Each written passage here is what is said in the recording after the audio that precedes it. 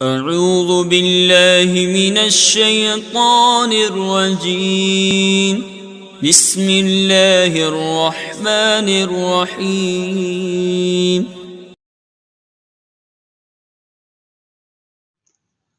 بسم اللہ الرحمن الرحیم۔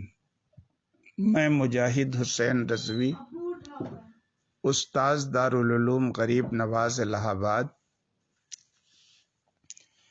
درجہ رابعہ کے متعلمین سے مخاطب ہوں اور شرح جامی بحث اسم کا درس دینے جا رہا ہوں۔ مورب اور مبنی کا بیان چل رہا ہے۔ کل کے سبق میں نے یہ وعدہ کیا تھا کہ میں آپ کو یہ بتاؤں گا کہ آخر مورب کی تعریف میں صاحب کافیہ نے جو لم یشبہ مبنی الاصل کہا ہے، اس لم یشبہ کی تشریح شارح نے لم یناسب سے کیوں کی ہے؟ اس چیز کو سمجھنے کے لیے یہ سمجھنا ضروری ہے کہ دو چیزوں کے مابین جو اشتراک ہوتا ہے وہ چار طرح کا ہوتا ہے، یا یوں کہیے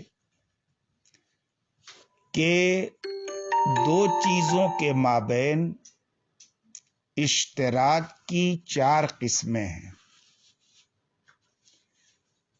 نمبر ایک، مجانست،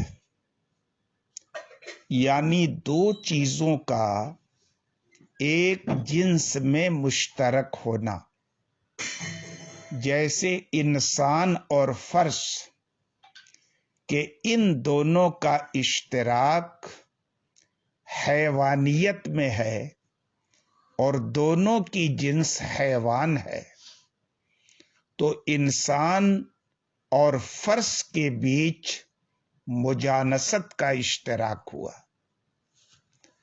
دوسری قسم مماثلت ہے کہ دو چیزوں کا اشتراک کسی ایک نوع میں ہو، جیسے زید اور عمرو کہ ان دونوں کا انسانیت میں اشتراک ہے اور انسان زید اور عمرو دونوں کی نوع ہے۔ اور تیسری قسم ہوتی ہے مشابہت۔ مشابہت دو چیزوں کا کسی وصف لازم میں اشتراک ہو تو کہا جاتا ہے کہ مشابہت ہے دونوں کے بیچ۔ جیسے فرض کریں کہ زید ایک بہادر آدمی ہے اور اس بہادر آدمی کے ساتھ ہم اسد کو جوڑیں تو کہا جا سکتا ہے کہ زید اور اسد کا باہمی اشتراک جو ہے وہ وصف شجاعت میں ہے کہ زید بھی بہادر ہے اور اسد یعنی شیر بھی بہادر ہے۔ اشتراک کی چوتھی قسم مشاکلت ہوتی ہے۔ مشاکلت کا مطلب یہ ہے کہ دو چیزوں کا شکل اور صورت میں اشتراک ہو، جیسے ایک واقعی فرش ہے اور دوسری تصویر بنی ہوئی ہے فرش کی کسی کاغذ پر، تو اصلی گھوڑے میں اور گھوڑے کی تصویر میں شکلاً مشابہت ہے تو اسے مشاکلت کہیں گے۔ اور پھر ایک پانچویں قسم ہوتی ہے جسے کہتے ہیں مناسبت۔ تو مناسبت کا صدق دو چیزوں کا جو چار طرح کا اشتراک ہوتا ہے وہ سب پر صادق آتا ہے، یعنی مناسبت سب سے عام ہے۔ اب آپ یہ سمجھیے کہ لم یشبہ اگر اپنے اصلی معنی مشابہت میں رہے تو یہ اعتراض پڑے گا کہ لفظ اینا جو مبنی ہے، اینا زیدن میں اینا مبنی ہے، حالانکہ اینا اور مبنی اصل کے مابین کسی کیفیت میں وصف میں مشابہت نہیں ہے، تو پھر اس پر تو مورب کی تعریف صادق آئی کہ اینا زیدن میں اینا مبنی نہیں بلکہ مورب ہے، حالانکہ وہ مبنی ہے۔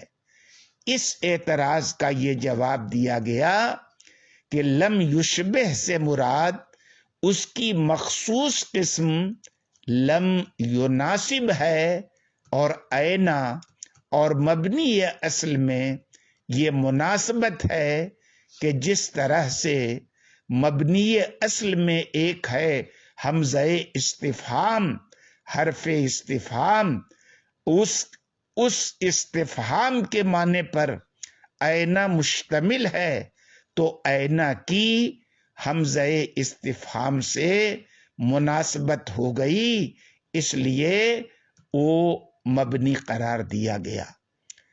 اب ایک بات تو ہو گئی کہ آخر شارح جامی نے لم یشبہ کی تشریح لم یناسب سے کیوں کی۔ دوسری بات جس کے بتانے کا میں نے آپ سے وعدہ کیا تھا کہ وہ کون کون سی مناسبتیں ہیں جو ایک اسم کے مبنی ہونے میں مؤثر ہوتی ہیں۔ جس مناسبت کے عدم کی بنیاد پر کوئی اسم ترکیب مال عامل کے باوجود مورب قرار پاتا ہے، وہ مؤثر مناسبتیں کون کون سی ہیں۔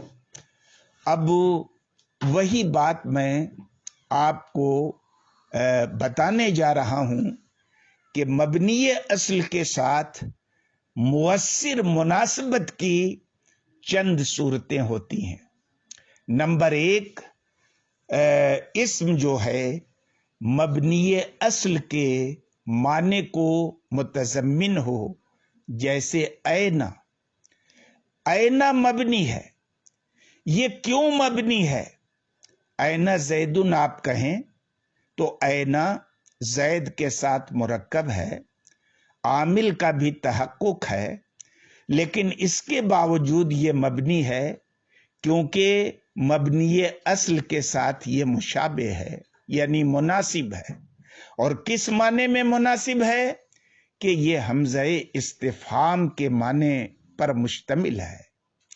نمبر دو، اپنے معنی کے تمام ہونے میں اسم غیر کا محتاج ہو۔ یہ بات آپ پہلے پڑھ چکے ہیں کہ کوئی اسم اپنے اصل معنی پر دلالت کرنے میں ضم ضمیمہ کا محتاج نہیں ہوتا، لیکن کبھی کبھی اس کا معنی بنا انضمام غیر کے پورا نہیں ہوتا، جیسے اسماء اشارات ہیں، یہ مشارن الیہ کے بغیر ان کا معنی پورا نہیں ہوتا۔ اسماء موصولات ہیں کہ صلات کے بغیر ان کا معنی پورا نہیں ہوتا، تو یہ حرف کے مناسب ہوئے، حرف مبنی اصل میں سے ہے، اس لیے مبنی ہو گئے۔ مناسبت مؤثرہ کی تیسری قسم مبنی اصل کی جگہ میں واقع ہونا ہے، جیسے نزالے ہے، یہ انزل کے معنی میں ہے، اور انزل امر حاضر معروف ہے جو مبنی اصل ہے، تو انزل کے بجائے نزالے کہا گیا، اس کا معنی انزل ہے، لیکن انزل میں جو امر اور طلب ہے جس فعل کی نزالے میں اس طلب میں شدت پیدا ہو گئی اصل صیغے سے عدول کی بنیاد پر، تو اب یہ نزالے مبنی اصل یعنی انزل کے مناسب ہے، اور اس لیے مناسب ہے کہ امر کی جگہ یہ واقع ہوتا ہے۔ نمبر 4، اسم کا اس اسم کے ہم شکل ہونا جو مبنی اصل کی جگہ میں واقع ہوتا ہے، جیسے کہ فجارے یعنی بمانا الفجور، فجارے بمانا الفجور، کہ یہ نزالے کے ہم شکل ہے، فجارے نزالے کے ہم شکل ہے۔ نزالے کی طرح امر کے معنی میں تو نہیں ہے، مصدر کے معنی میں ہے، لیکن یہ اس نزالے کے ہم شکل ہے جو مبنی اصل یعنی انزل کی جگہ واقع ہوتا ہے۔ تو اب فجارے ہم شکل ہونے کی بنیاد پر مبنی اصل کے مناسب ہو گیا، اس لیے یہ بھی مبنی ہے۔ نمبر 5، مناسبت مؤثرہ کی 5ویں قسم کہ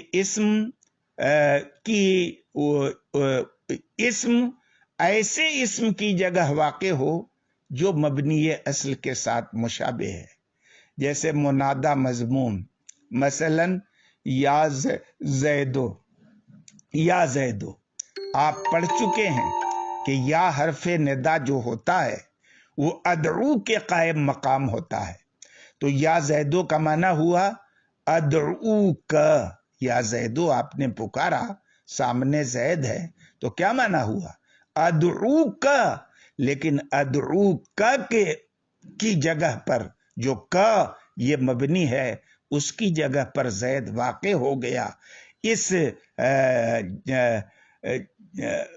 جگہ اچھا، اور کاف جو ہے ادعو کا یہ مبنی اصل کے مشابہ ہے، کیونکہ یہ اس کاف خطاب کے موقع پہ واقع ہے جو کاف یہ حرف کے مشابہ ہوتا ہے، اور حرف کیا ہے مبنی اصل ہے۔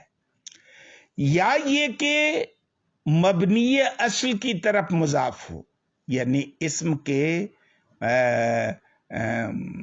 مبنی اصل سے مناسب ہونے کی یا منع صرف میں مؤثر ہونے کی 6ٹھی صورت یہ ہے کہ اسم مبنی اصل کی طرف مضاف ہو، جیسے یوم اذن کہ یہ مبنی اصل یعنی از کی طرف مضاف ہے۔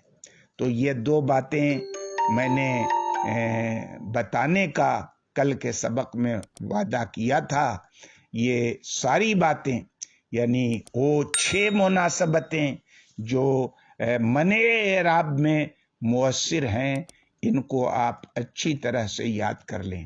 اور یہ مبنی اصل ہیں کیا، یہ تو میں پہلے بتا چکا ہوں کہ ماضی، امر حاضر معروف اور حرف اوصی امر حاضر معروف کی تعبیر انہوں نے امر بغیر لام سے کی ہے۔ خیر، آج کے سبق میں اتنا ہی، باقی انشاءاللہ کل۔